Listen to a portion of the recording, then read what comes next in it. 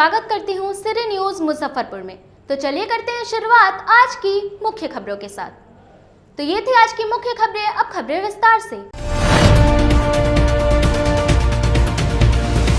सदर थाना की पुलिस ने रामदयालु गुमटी के समीप छापेमारी कर स्मैक के साथ 3 धंधेबाजों को किया गिरफ्तार। जीआरपी के जवान ने 25 किलोमीटर ट्रेन में पीछा कर बीए के छात्र को शराब के साथ किया गिरफ्तार। और क्लास में छात्र की उपस्थिति नहीं होने पर नीतीश्वर कॉलेज के प्रोफेसर ने अपना 32 माह का वेतन लौटाया। सदर थाना की पुलिस ने रामदयालु गुमटी के समीप छापेमारी कर भारी मात्रा में स्मैक के साथ 3 धंधेबाजों को किया गिरफ्तार। सदर थाने की पुलिस ने रामदयालु गुमटी के समीप से 15 पुड़िया स्मैक के साथ 3 धंधेबाजों को गिरफ्तार किया है। तीनों स्मैक बेचने के लिए गुमटी के समीप जुटे थे। इसी दौरान वे लोग पकड़े गए। गिरफ्तार आरोपियों में रामदयालु भिकनपुरा निवासी राजेश महतो, अरविंद महतो व पताही निवासी मनीष कुमार उर्फ गौरव कुमार शामिल हैं। बताया जा रहा है कि राजेश व अरविंद दोनों आपस में भाई हैं। तीनों के खिलाफ पुलिस के बयान पर एफआईआर दर्ज की गई है। इसमें बताया गया है कि गश्ती के दौरान रामदयालु गुमटी के समीप एक चिकन दुकान के पास तीनों खड़े थे। उनके पास कुछ लोग आ रहे थे। इसी दौरान पुलिस पहुंच गई। पुलिस को देखकर तीनों भागने लगे, जिसके बाद तीनों को खदेड़ कर पकड़ा गया।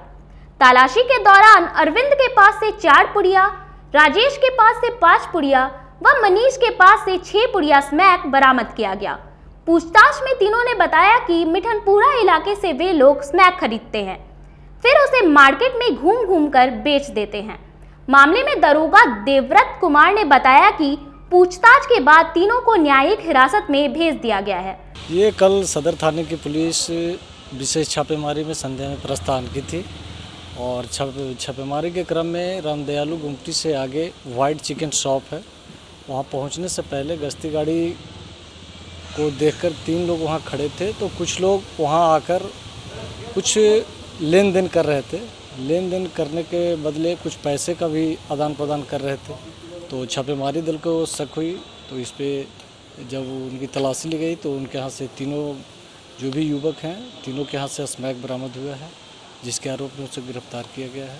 गिरफ्तार कर उसको प्राथमिकी दर्ज कर आगे की कार्रवाई की जा रही है। इसमें एक मनीष नाम का अपराधी है जिसका AK-47 के साथ या और अन्य हथियारों के साथ भी फोटो वायरल हुआ है। हाँ, मनीष कुमार उर्फ गौरव का भी है। उसमें उसके पास भी स्मैक जैसा मादक पदार्थ की बरामदगी हुई है और विशेष प्राथमिकी दर्ज कर जेल भेजा जा रहा है उसे।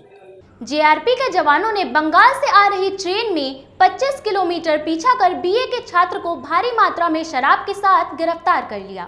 पश्चिम बंगाल से आ रही ट्रेन का 25 किलोमीटर पीछा कर रेल पुलिस ने स्नातक के एक छात्र को गिरफ्तार किया है। उसे मुजफ्फरपुर जीआरपी के दरोगा अजय मिंज ने पीछा कर गुरौल रेलवे स्टेशन से गिरफ्तार किया। वह हावड़ा से काठगोदाम जाने वाली बाग एक्सप्रेस में बैठा था। उसके पास से शराब की खेप भी बरामद की गई है, जिसके बाद उसे मुजफ्फरपुर जीआरपी थाने लाया गया। वहां उससे पूछताछ की गई। आरोपी युवक वैशाली जिले के गुरौल थाने के चंदपुरा का रहने वाला सोनू कुमार है।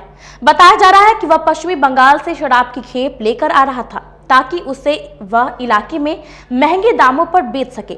बताया गया कि युवक स्नातक का छात्र है। रुपए कमाने के लालच में वह शराब के धंधे में उतरा था। इसको लेकर वह बंगाल से शराब की खेप ला रहा था। उसे गुरौल स्टेशन उतारना था। जैसे ही वह स्टेशन पर उतरा, पुलिस उसे पकड़ ली। उसके पास से 59 कैन बियर बरामद की गई है। इसके बाद उसे थाने लाया गया। मामले में दरोगा भवेश कुमार दिनकर ने बताया कि शराब की खेप के साथ युवक को गिरफ्तार किया गया है। मामला है, गुप्त सूचना के आधार पर एक टीम गठित किया गया। दिनांक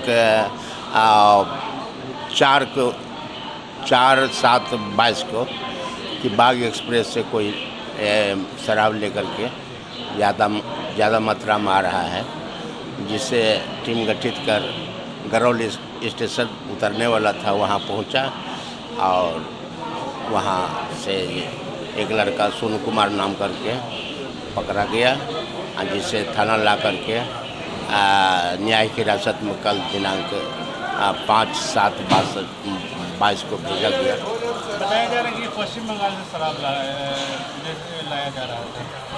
हाँ, बाग पीछा करके पकड़ा गया है। पीछा करके पकड़ा गया। बियर कैन बियर था 59 बोतल।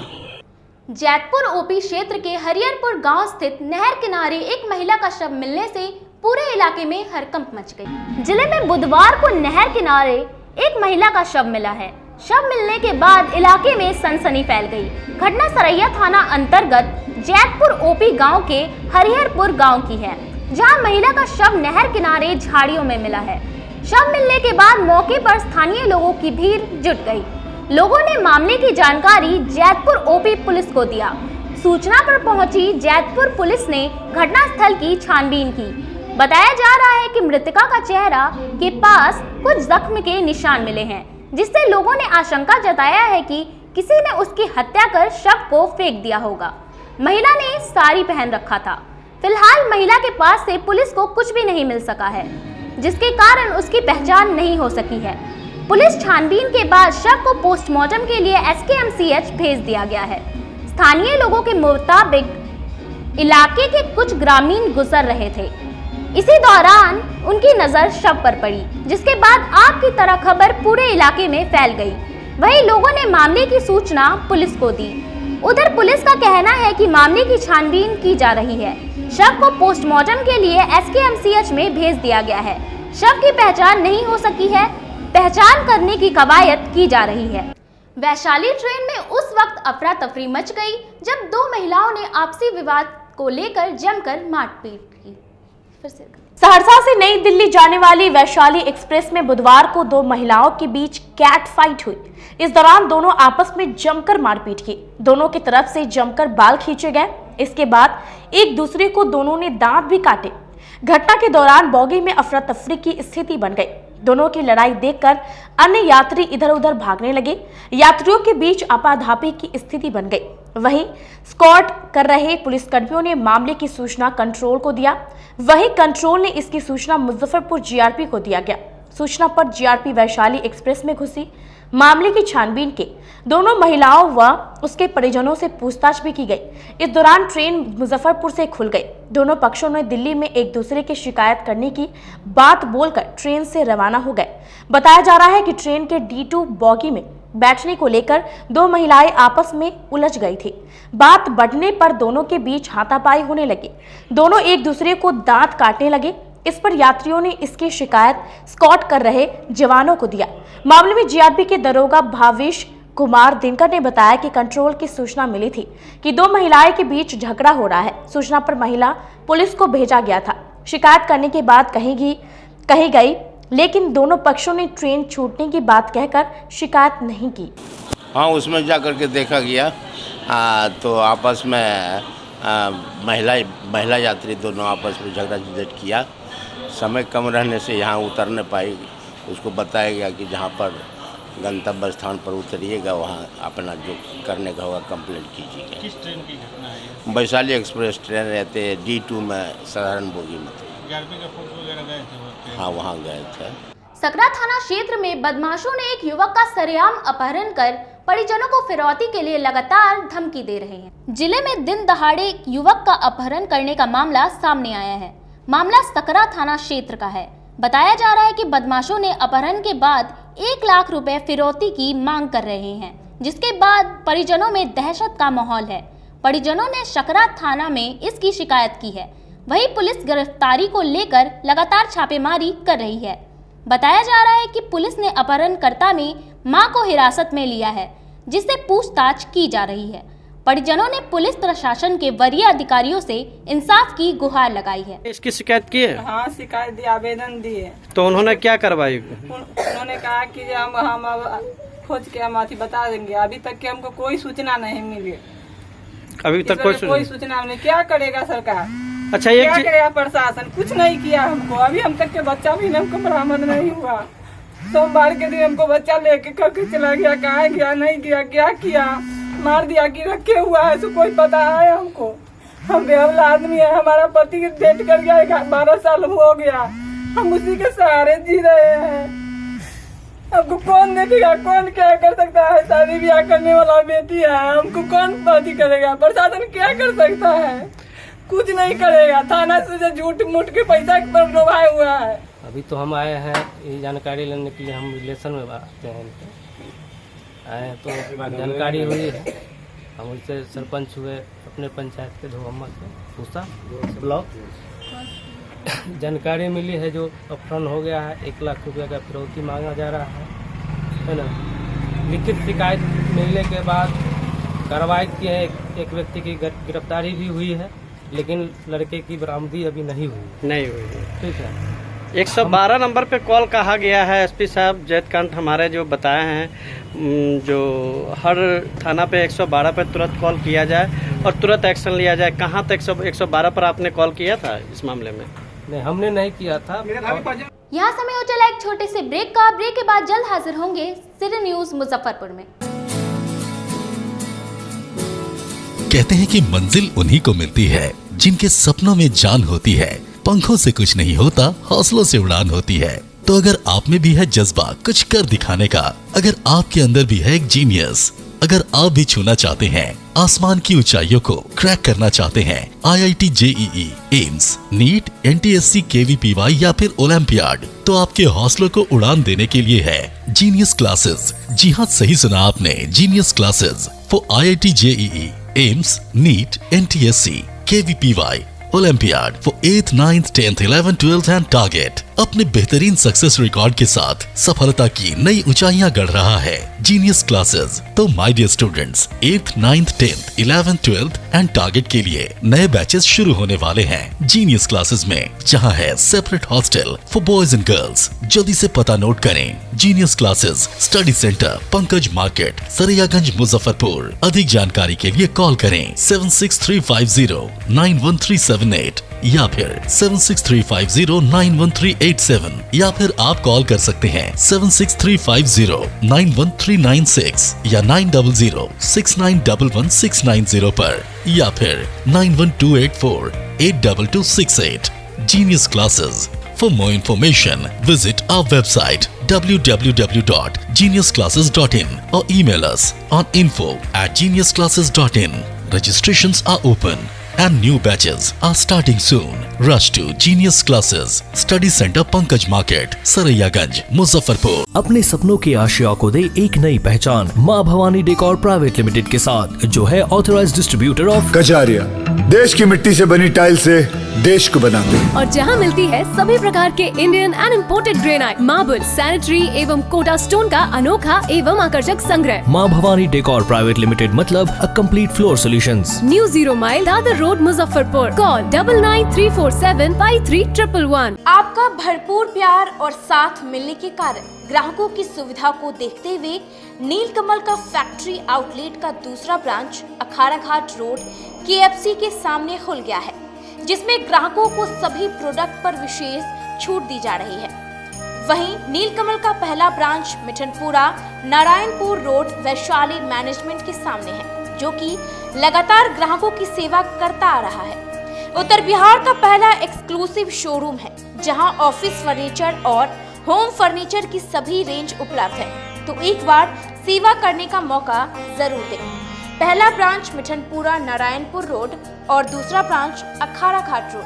हमारा मोबाइल नंबर है 9334900888 और 7004320580। नीलकमल का एक्सक्लूसिव शोरूम जो पहले से मिठनपुरा नारायणपुर रोड में अपोजिट वैशाली रूरल मैनेजमेंट में चला आ रहा है। वहाँ पे हमें आप लोगों का बहुत सारा प्यार मिला और इसीलिए हम लोगों ने अपना दूसरा ब्रांच सार्थक सेल्स एंड मार्केटिंग के जॉइंट वेंचर से अखाड़ा घाट रोड में KFC के सामने कृष्णा टॉकीज के बगल में सुविधा कॉम्प्लेक्स में हम लोगों ने खोला है, जो कि कंपनी का फैक्ट्री आउटलेट है, जहाँ नीलकमल के विस्तृत रेंज आपको 40% तक के डिस्काउंट पे मिलेंगे और मैट्रेस का भी एक विस्तृत रेंज है। और आप लोगों से निवेदन है कि एक बार आप पधारें। और इस दुकान की जो सबसे अच्छी विशेषता है कि उधार चालू है, तो HDFC और बजाज के माध्यम से आपको फिनांस की भी सुविधा है। आप अपने घरों को फिर से बहुत अच्छे से सजा सकते हैं। ST International School. If you want to give your child a strong foundation, the school of your dream. Play to 10th based on CBSE curriculum. हमारे यहाँ अनुभवी एवं प्रशिक्षित शिक्षकों द्वारा बच्चों के देखभाल के साथ स्मार्ट क्लास द्वारा शिक्षण की सुविधा है। कक्षा 1 से 10 तक कंप्यूटर की मुफ्त शिक्षा के अलावे छात्र एवं छात्राओं के संगीत तथा नृत्य की शिक्षा की भी व्यवस्था है। पूरा स्कूल CCTV कैमरे से लैस है।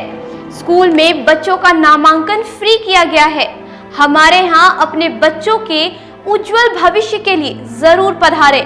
हमारा पता है बांध road, Shekhpur Akhara Ghat, Muzaffarpur. Our contact number is 8757652616 and 9955132616। हमारे स्कूल का कुछ मेन फीचर्स है, जैसे बच्चों की देखभाल करना। हमारे यहाँ पुस्तकालय वगैरह की पूरी अच्छी तरीके से व्यवस्था है। क्लासरूम सारा बना हुआ है। CCTV कैमरे से हमारा क्लासरूम डेकोरेटेड है। सिक्योरिटी के भी विजन से हमारा क्लासरूम बहुत प्रोटेक्टेड है। हमारे यहाँ जो भी शिक्षक शिक्षिकाएं आई हैं पढ़ाने के लिए, वो काफ़ी वेल एडुकेटेड हैं और वेल वर्स्ड भी हैं। हमारा विद्यालय भी चारों तरफ से बना हुआ है। हमारे यहाँ लैब बहुत अच्छे से बना हुआ है। कंप्यूटर की फ्री शिक्षा हम इस बार इसको दे रहे हैं। हमारे यहाँ नामांकन प्रारंभ है। फैशन की दुनिया में कदम से कदम मिलाकर चलना चाहते हैं, वो भी कम बजट में, तो एक बार जरूर जाएं मोतीझील पूजा बाजार स्थित विकास कलेक्शन शोरूम में। यहाँ रेमन, पार्क, US पोलो, मुफ्ती शर्ट, ब्लैकबेरी के एक्सक्लूसिव रेंज उपलब्ध हैं। इसके अलावा सियाराम के कोट पैंट, ब्लेजर और शेरवानी भी उपलब्ध है। सभी ब्रांड में 1 पीस के खरीद पर 20% तथा 2 पीस के खरीद पर 30% की विशेष छूट दी गई है। तो हमारे यहाँ एक बार अवश्य पधारें। हमारा पता है विकास कलेक्शन BB कॉलेजिएट स्कूल के अपोजिट पूजा बाजार मोतीझील। हमारा संपर्क नंबर है 9835104722। हाँ, पहले आप लोग का नमस्कार। मेरे यहाँ विकास गारमेंट जो पूजा मार्केट मोतीझील में है, लगन के शुभ अवसर के लिए कोट पैंट, ब्लेजर, विंटर के जैकेट, स्वेटर, मतलब सब चीज़ें, शेरवानी, अंडर गारमेंट, सारे चीज सब ब्रांड में, टी-शर्ट भी सब वो है, और राउंड में टी-शर्ट है, गोल गला में टी-शर्ट है, सभी तरह का ब्रांड है। और सबसे अच्छा ये है कि हम कर देते रहते हैं अभी मोस्टली। ब्रेक के बाद आप सभी का एक बार फिर से स्वागत है। तो चलिए रुक करते हैं अन्य खबरों की ओर। भाजपा जिला कार्यालय में डॉक्टर श्यामा प्रसाद मुखर्जी की जयंती पर कार्यकर्ताओं ने भावभीनी श्रद्धांजलि दी। डॉक्टर श्यामा प्रसाद मुखर्जी की जयंती पर जिला भाजपा द्वारा जिला कार्यालय में मनाया गया। अपनी दूरदर्शी सोच से देश में शिक्षा, स्वास्थ्य व औद्योगिक विकास की मजबूत नींव रखने और सामरिक दृष्टि से भारत को सशक्त बनाने में डॉक्टर मुखर्जी का अहम योगदान है। भारत की आज़ादी के बाद देश की एकता और अखंडता को बनाए रखने के लिए अपने प्राणों का बलिदान करने वाले प्रथम राष्ट्रवादी योद्धा थे डॉक्टर मुखर्जी। अपनी दूरदर्शी सोच से देश में शिक्षा, स्वास्थ्य व औद्योगिक विकास की मजबूत नींव रखने और सामरिक दृष्टि से भारत को सशक्त बनाने में डॉक्टर मुखर्जी का अहम योगदान। वहीं जिला अध्यक्ष रंजन कुमार ने बताया कि जनसंघ के संस्थापक अध्यक्ष डॉक्टर श्यामा प्रसाद मुखर्जी की 121वीं जयंती पर कार्यालय में श्रद्धा सुमन अर्पित करते हुए कहा कि भाजपा के राष्ट्रीय कार्यक्रमों में से एक पिछले 23 जून से श्यामा प्रसाद मुखर्जी की पुण्यतिथि बलिदान दिवस से आरंभ जिले के विभिन्न संगठनात्मक मंडलों द्वारा मनाया गया। वहीं उन्होंने बताया कि भारत की अवधारणा को सही परिप्रेक्ष्य में रखने के प्रयास किए जा रहे थे। उस समय डॉक्टर श्यामा प्रसाद मुखर्जी के प्रयासों से उनकी दृष्टि और कार्यों ने एकीकृत भारत के निर्माण के लिए राष्ट्रीय चेतना को सच्चे अर्थों में जगाने का कार्य किया। आज हम उनकी 121वीं जयंती मना रहे हैं, तो यह उचित होगा कि हम न सिर्फ स्वयं के लिए बल्कि आगामी पीढ़ी के लिए भी उनके विचारों को प्रेरणा के रूप में ग्रहण करें। एक निशान, एक संविधान और एक प्रधान जैसे नारा को बुलंद करने वाले श्रद्धेय श्यामा प्रसाद मुखर्जी जी की जयंती पर सबसे पहले हमको श्रद्धांजलि अर्पित करते हैं। श्यामा प्रसाद मुखर्जी जी एक ऐसे महामानव थे जो पूरे भारत को एक सूत्र में बांधना चाहते थे, जो प्रारंभ से आज़ादी के बाद से कांग्रेस की जो तुष्टीकरण की नीति थी, उस तुष्टीकरण की नीति के खिलाफ इन्होंने आंदोलन चलाया और उस आंदोलन से जो उनका ये था कि हम कश्मीर में परमिट लेकर के नहीं जाएंगे, और सच्चे माने में देखा जाए तो धारा 370 और 35 एक ख़त्म करके हमारे देश के यशस्वी प्रधानमंत्री, यशस्वी गृह मंत्री जी ने श्यामा प्रसाद मुखर्जी जी के प्रति सच्ची श्रद्धांजलि अर्पित की है। आज श्यामा प्रसाद मुखर्जी जी जहाँ भी ईश्वर के पास होंगे, वहाँ से वो उनकी आत्मा को शांति मिल रही होगी कि जिस सोच और विचार को लेकर के उन्होंने जनसंघ की स्थापना की और भाजपा ने आज यहाँ आकर के उनके सपनों के भारत का निर्माण किया है। ये उनके प्रति सच्ची श्रद्धांजलि है। हम पूरे भारतीय जनता पार्टी परिवार उनके प्रति अपनी उनके जयंती पर श्रद्धांजलि अर्पित करते हैं। कितनी जयंती चल रही है? देखिए, ये हम लोगों का एक पखवाड़ा था। 23 तारीख को श्यामा प्रसाद मुखर्जी जी की पुण्यतिथि थी, 23 जून को। 23 जून से 6 जुलाई तक का ये पखवाड़ा हम लोगों ने पूरे ज़िले में बूथ स्तर तक इस कार्यक्रम को किया है, और इस कार्यक्रम के तहत हम लोगों ने प्रत्येक बूथ पर वृक्षारोपण का कार्यक्रम चलाया। और हम समझते हैं कि हम लोग अपने पूरे ज़िले में लगभग 10 से 12 हज़ार वृक्षारोपण का कार्यक्रम इस पखवाड़े में करने का काम किए हैं। और हम लोग वृक्षारोपण करके हर जगह एक गोष्ठी करके उनके जीवन पर प्रकाश डाल करके उनको श्रद्धांजलि अर्पित की। कॉलेज के क्लासरूम में पढ़ाई के लिए एक भी छात्र नहीं पहुंचने पर कॉलेज के प्रोफेसर ने 32 माह का वेतन लौटाया। आजकल करीब प्रतिदिन आय से अधिक संपत्ति का मामला सामने आ जाता है। ऐसे में कोई एक प्रोफेसर केवल इसलिए अपना 32 माह का वेतन वापस कर दे क्योंकि उसके कॉलेज में संबंधित विभाग में स्टूडेंट नहीं है, उनका कहना है कि बिना पढ़ाए मैं वेतन क्यों लूं। उनकी इस ईमानदारी की बात सामने आने के बाद सोशल मीडिया पर एक से बढ़कर एक प्रतिक्रिया सामने आ रही है। किसी ने लिखा, सैल्यूट करने का दिल करता है। कुछ लोग वाव भी कह रहे हैं। शहर के क्लब रोड स्थित नीतीश्वर महाविद्यालय में सहायक प्रोफेसर के पद पर कार्यरत डॉक्टर ललन कुमार ने विद्यार्थियों की संख्या नगण्य होने पर 32 माह का वेतन लौटा दिया है। उन्होंने BRABU मुजफ्फरपुर के कुलपति को पत्र के साथ वेतन का चेक भी भेज दिया है। साथ ही उन्होंने LSRDS और MDDM PG विभाग में स्थानांतरण की इच्छा जताई है। पत्र में उन्होंने लिखा है कि वे 25 सितंबर 2019 से नीतीश्वर महाविद्यालय में कार्यरत हैं, पढ़ाने की इच्छा रखते हैं, लेकिन स्नातक हिंदी विभाग में 131 विद्यार्थी होने के बावजूद एक भी नहीं आते। कक्षा में विद्यार्थियों के नहीं होने से यहाँ का काम करना मेरे लिए अपना अकादमिक मृत्यु के समान है। उन्होंने कुलपति के अलावा कुलाधिपति, मुख्यमंत्री, शिक्षा मंत्री, वित्त विभाग, उच्च न्यायालय अध्यक्ष, विश्वविद्यालय अनुदान आयोग, नई दिल्ली शिक्षा मंत्री, भारत सरकार, प्रधानमंत्री कार्यालय और राष्ट्रपति आदि को पत्र की कॉपी भेजी है। ललन कुमार वैशाली जिला के सीतल भकुरहर गांव निवासी किसान श्रवण सिंह के पुत्र हैं। BPSC में इनकी 15वीं रैंक थी। दिल्ली विश्वविद्यालय के द हिंदू कॉलेज से 2011 में स्नातक प्रथम श्रेणी में पास की। उस समय एकेडमिक एक्सीलेंस अवार्ड से राष्ट्रपति डॉक्टर APJ अब्दुल कलाम ने पुरस्कृत किया था। हाँ, आवेदन है Lalan Kumar assistant professor Nitishwar college में, नीतीश्वर सिंह कॉलेज मुजफ्फरपुर में, हिंदी विभाग में है। हालांकि उन्होंने एक आध बार और भी एप्लीकेशन दिया होगा, लेकिन अभी तक कोई कमेटी जो ट्रांसफ़र कमेटी होती है टीचर्स की, वो बैठी नहीं है, जिसके कारण उनका ट्रांसफ़र किया जाए। 23 लाख रुपए का चेक भी दिया गया है। हाँ, चेक लिख के लाए थे, हमने चेक को लौटा दिया, कहा कि इसकी कोई ज़रूरत नहीं है, ऐसा कोई प्रोविज़न नहीं कि हम आपसे पैसा ले लें वापस, ऐसा, इसीलिए हमने उनको लौटा दिया। उनका कहना है कि वो MBA में पढ़ाना चाहते हैं, वहाँ पर पढ़ाई नहीं होती है और बच्चे भी नहीं आते हैं, ऐसा भी बात नहीं। क्या पढ़ाई? MA की पढ़ाई तो कई जगह है, जैसे RDS कॉलेज में भी है, LS कॉलेज में भी है, और यहाँ PG डिपार्टमेंट जो स्नातकोत्तर है उसमें तो पढ़ाई होती ही है। तो PG डिपार्टमेंट में टीचर्स फुल हैं। यहाँ पर लगता नहीं है कि किसी बाहरी टीचर को बुला के डिप्टेशन दे के काम कराया जाए। LS कॉलेज में चाहे तो उनको डिप्टेशन किया जा सकता है, या फिर RDS कॉलेज में।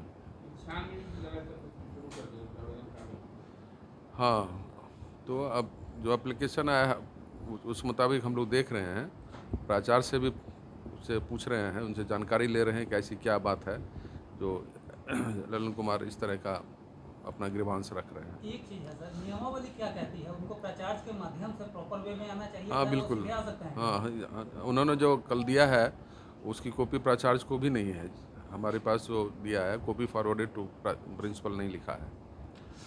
अब आप जी, शिक्षा विभाग की छवि काफ़ी घूमी हुई है उनके पत्र के बाद, तो क्या कानूनी कार्रवाई करेगी विश्वविद्यालय प्रशासन? पहले हम लोग उसकी छानबीन कर लेते हैं, ऐसी ज़रूरत पड़ी तो इंक्वायरी कमेटी भी बनाएंगे, उस मुताबिक जो आदमी इसमें दोषी पाए जाएंगे तो उस मुताबिक काम होना चाहिए। ये जो पूरा स्टेप है इसके जड़ में तत्कालीन कार्यवाहक कुलपति प्रोफेसर राजकुमार मंडल साहब हैं। मेरी मांग है बिहार सरकार से और जो विश्वविद्यालय प्रशासन से इस पर एक SIT का गठन किया जाए और उसकी जांच की जाए कि कुलपति साहब ने उसमें किस परिस्थितियों में ऐसा किया और उसके बाद जो ट्रांसफ़र किया उस पर सारी जाँच की जाए। मैंने इसके लिए RTA भी डाला था, लेकिन RTA का कोई खास जवाब नहीं आया मुझे इस पर। प्रथम अपीली अधिकारी जो प्रो VC साहब हैं उनके पास भी मैं गया था, लेकिन वहाँ से भी सिर्फ मौखिक जवाब आया, विशेष कुछ में लिखित में नहीं दिया गया। तो मैं ये कह रहा हूँ कि उसकी पोस्टिंग जो हुई है उसकी सारी वैधता की जांच की जाए और इस पर जो भी चीज़ है या तो इसको सुधार किया जाए और नहीं तो फिर से आरोप सिद्ध करके उन पर कार्रवाई की जाए। फिर ये बात मैं बिहार सरकार से अपील करता हूँ। आपने छात्रों की अनुपस्थिति की बात की है कि आपके छात्रों की स्थिति संतोषजनक नहीं है। मैं जिस तरह से चाहता हूँ, चूँकि मैं दिल्ली विश्वविद्यालय से और JNU से पढ़ाई करके आया हूँ, तो जो मेरी इच्छा रही है या जो मेरी आकांक्षा है उस स्थिति से मैं नहीं समझ पा रहा हूँ इस चीज़ को, और मुझे लगता है कि मैं थोड़ी सी निराशा है मुझे यहाँ से। जो कि यहाँ की जो अच्छे कॉलेज हैं जहाँ पर क्लासें होती है, जैसे PG डिपार्टमेंट है या RDS कॉलेज है या MDDM कॉलेज है, वहाँ क्लासेस की स्थिति बहुत अच्छी है। वहाँ गेस्ट फैकल्टी की महीने में 80 क्लासें मिलती हैं उनकी। अब गेस्ट फैकल्टी बहुत ज़्यादा पढ़ा सकते हैं, हम लोग कुछ पढ़ा नहीं पा रहे हैं उस तरह से, मैं निराशा हो रही है। जो यूनिवर्सिटी PG डिपार्टमेंट है वहाँ पर गेस्ट फैकल्टी की नियुक्ति की गई है। मैं वही मांग कर रहा हूँ कि वहाँ पर यदि गेस्ट फैकल्टी की जरूरत है तो हमें क्यों नहीं बुलाया जाता वहाँ पर। फिर कॉलेज में भी PG की पढ़ाई होती है? कॉलेज में RDS में, LS में और MDDM में MA हिंदी की पढ़ाई है।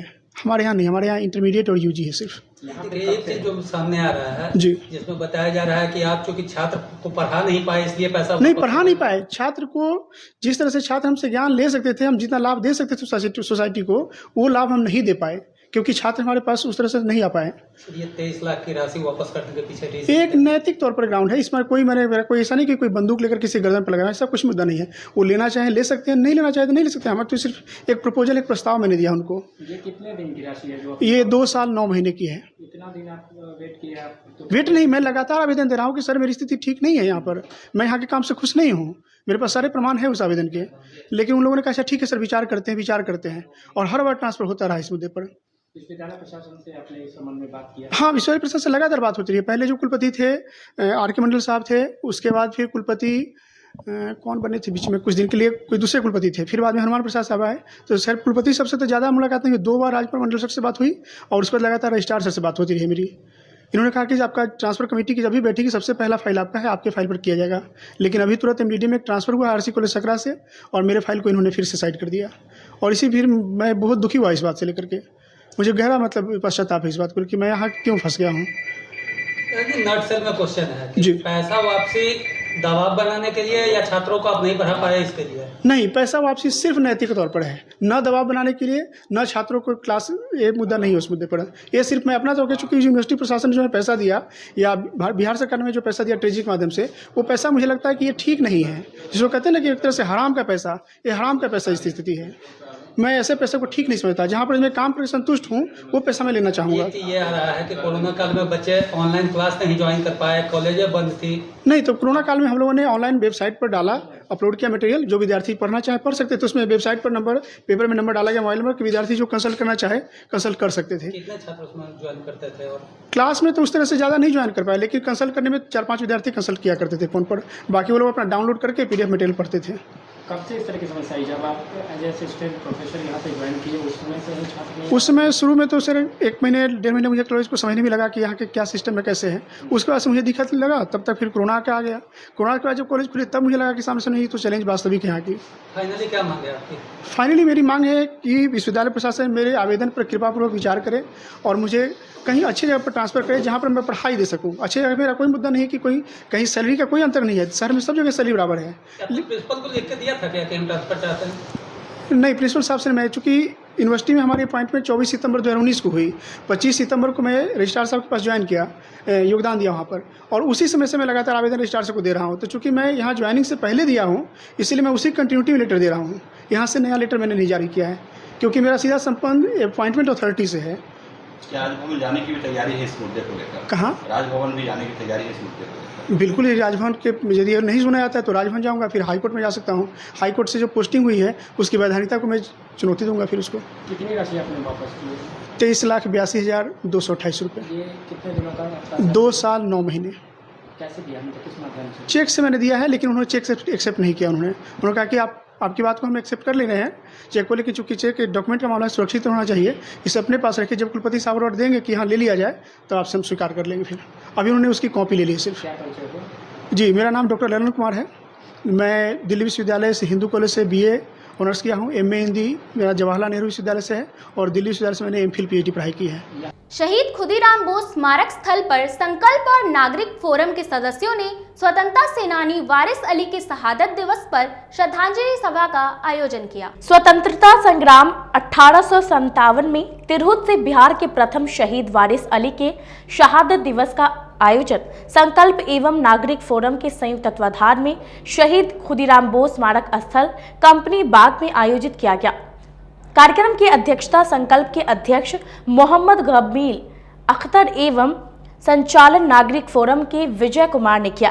वहीं शहादत दिवस की अध्यक्षता करते हुए संकल्प के अध्यक्ष मोहम्मद जमील अख्तर ने बताया कि जिला प्रशासन से मांग किया कि वारिस अली का शहादत दिवस सरकारी स्तर पर मनाई जाए।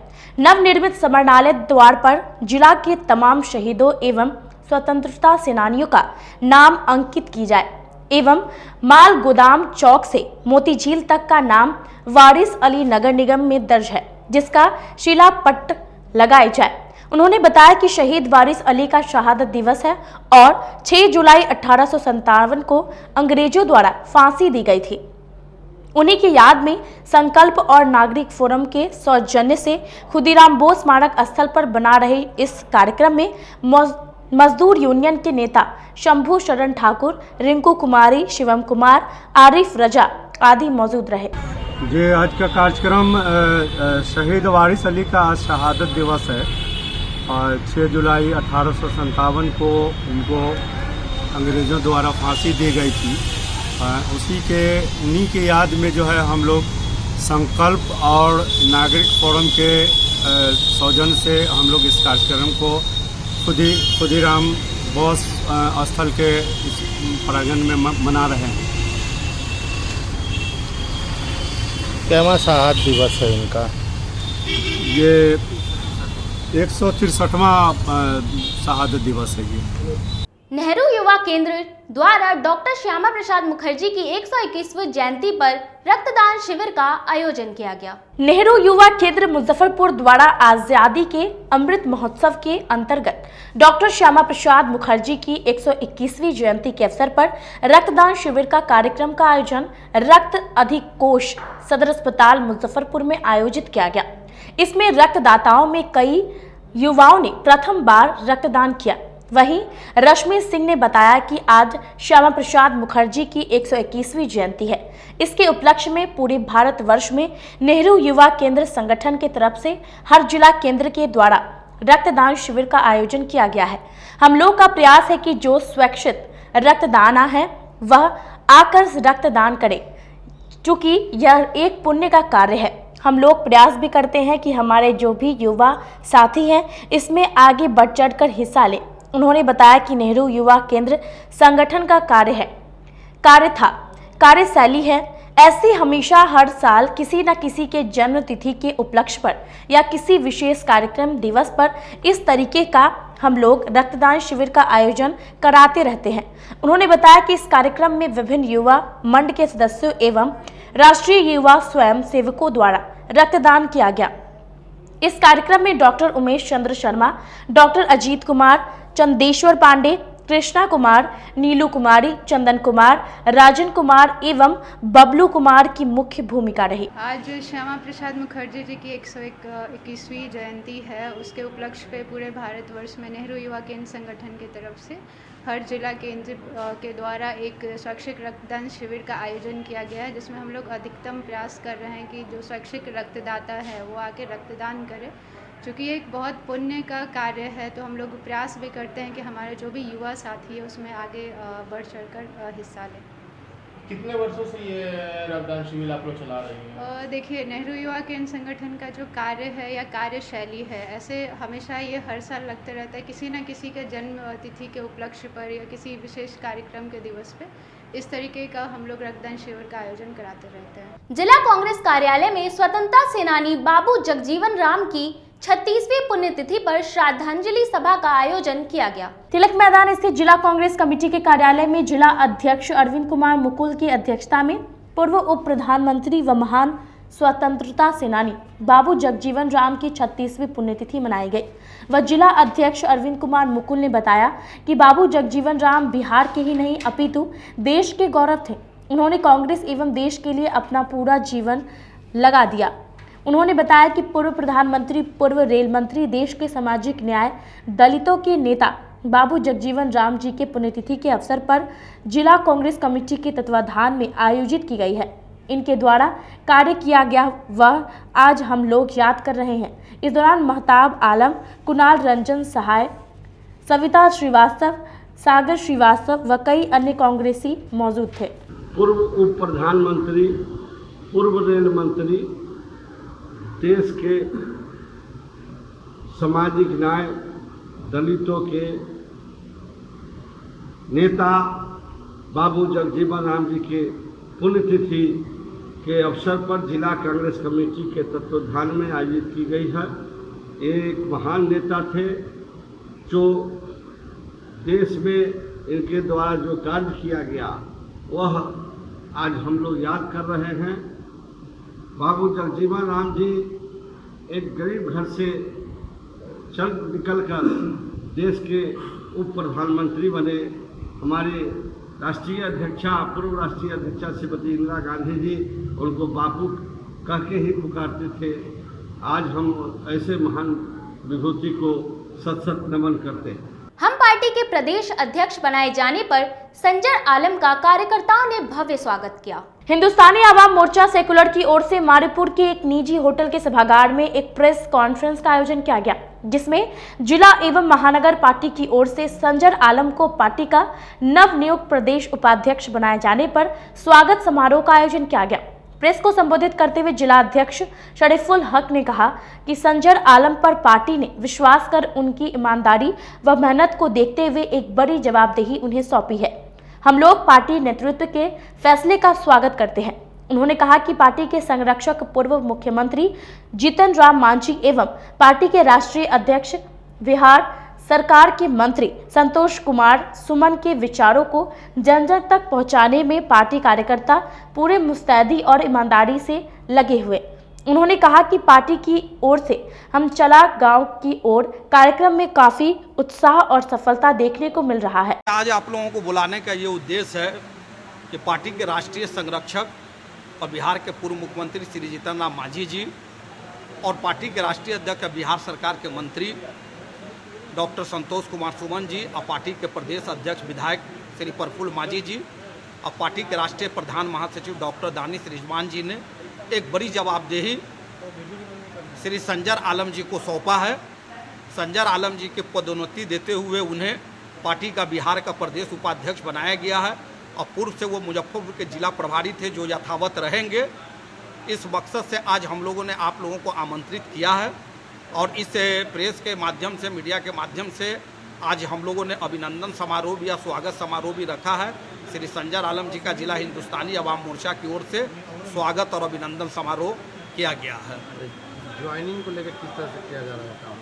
देखिए, हमारी पार्टी में लगातार ज्वाइनिंग का सिलसिला जारी है। आज भी आपने देखा है कि पार्टी के मुजफ्फरपुर के एक समाजसेवी, एक नामचीन आपसे कहते हैं समाजसेवी हैं अली अहमद साहब, उनको जिला का उपाध्यक्ष हम लोगों ने बनाने का काम किया है और अभी पार्टी की ओर से, हिंदुस्तानी अवाम मोर्चा की ओर से पूरे जिले भर में 16 प्रखंडों में आपसे कहते हैं हम चला गांव की ओर कार्यक्रम की शुरुआत की गई है। लगातार आपसे कहते हैं सकरा में, पारू में, सरैया में, आपसे कहते हैं मरबन में लगातार कार्यक्रम चल रहा है। कांटी में भी कार्यक्रम हुआ है। यहाँ ब्रजेश सिंह हमारे अध्यक्ष बैठे हुए हैं, महेश पासवान जी बैठे हुए हैं। काफ़ी लोगों में उत्साह देखा जा रहा है और जहाँ भी हम लोग जा रहे हैं वहाँ बड़े पैमाने पर दूसरे दलों के लोग, आरजेडी के लोग हमारे पार्टी में शामिल हो रहे हैं। अच्छा, आगामी 24 तारीख को जो स्थापना दिवस है मनाई जाएगी, किस तरह से? देखिए, पूरे मुख्यालय में, राज्य भर के जिला मुख्यालयों में धूमधाम से पार्टी का 7वां स्थापना दिवस मनाया जाएगा और मुजफ्फरपुर में भी 7वां स्थापना दिवस इसी सभागार में मनाया जाएगा और ये तैयारी जोर शोर से चल रही है। आपके माध्यम से हम बताना चाहते हैं, और पटना में भी जोर शोर से तैयारी चल रही है। उस कार्यक्रम में बतौर आपसे कहते हैं संजर आलम जी को बड़ी जवाबदेही दी गई है, चूँकि प्रदेश के नवनियुक्त उपाध्यक्ष इनको बनाया गया है, इसलिए प्रदेश के कार्यक्रम में संजर आलम जी की जवाबदेही दी गई है और संजर आलम जी बखूबी उस जवाबदेही को निभाने का काम करेंगे। वहीं नवनियुक्त प्रदेश उपाध्यक्ष संजर आलम ने कहा कि जो पार्टी नेतृत्व में मुझे सौंपा है, मैं पूरी ईमानदारी के साथ पार्टी के प्रति समर्पित होकर पूरे राज्य का दौरा करूंगा और संगठन को अधिक से अधिक और भी मजबूत करेंगे ताकि कल होकर आने वाले चुनाव में हमारी पार्टी ज़्यादा से ज़्यादा सीटों पर चुनाव लड़े। सबसे पहले मीडिया वाले को बहुत बहुत धन्यवाद जो आप लोगों ने यहाँ अपना कीमती टाइम दिया। और दूसरी बात ये है कि हमारे पार्टी के संरक्षक श्री जीतन राम मांझी सर, पूर्व सीएम और राष्ट्रीय अध्यक्ष डॉक्टर संतोष कुमार सुमन सर, प्रफुल्ल मांझी प्रदेश अध्यक्ष सर, डॉक्टर दानिश रिजवान प्रधान महासचिव सर, सब लोगों ने मिलकर हमें एक जिम्मेदारी दी है। हमें पार्टी की तरफ से प्रदेश उपाध्यक्ष बनाया गया है। इसके लिए हम पार्टी को बहुत बहुत धन्यवाद देते हैं कि पार्टी ने मुझे जो जिम्मेदारी दी है उस जिम्मेदारी पे हम हमेशा खड़े उतरेंगे। इसके लिए हम बहुत कोशिश करेंगे और पार्टी को मजबूती के लिए भी जितना हो सकेगा दिन रात मेहनत करके पार्टी को मजबूत करने का काम करेंगे। सदस्यता अभियान को किस तरह से आगे बढ़ाएंगे? सदस्यता अभियान ऐसा है कि पूरे बिहार में हमारा सदस्यता अभियान चल रहा है। जो सदस्यता अभियान जोरों शोर से चल रहा है, उसके बाद मुजफ्फरपुर के जिला अध्यक्ष श्री शरीफुल हक जी को भी बहुत मतलब जोर शोर से हम लोग मतलब जवाबदेही दिए हैं, इसलिए कि यहाँ के हम प्रभारी भी हैं। तो इन्होंने भी हज़ारों की तादाद में सदस्यता अभियान चलाने का काम कर रहे हैं। और आज भी बहुत लोग आए हैं, प्रखंड के लोग। हम लोग 2 दिन पहले हम लोग को सदस्यता अभियान का जो ये है वो अभी मिला है, तो अभी सब लोगों को देंगे।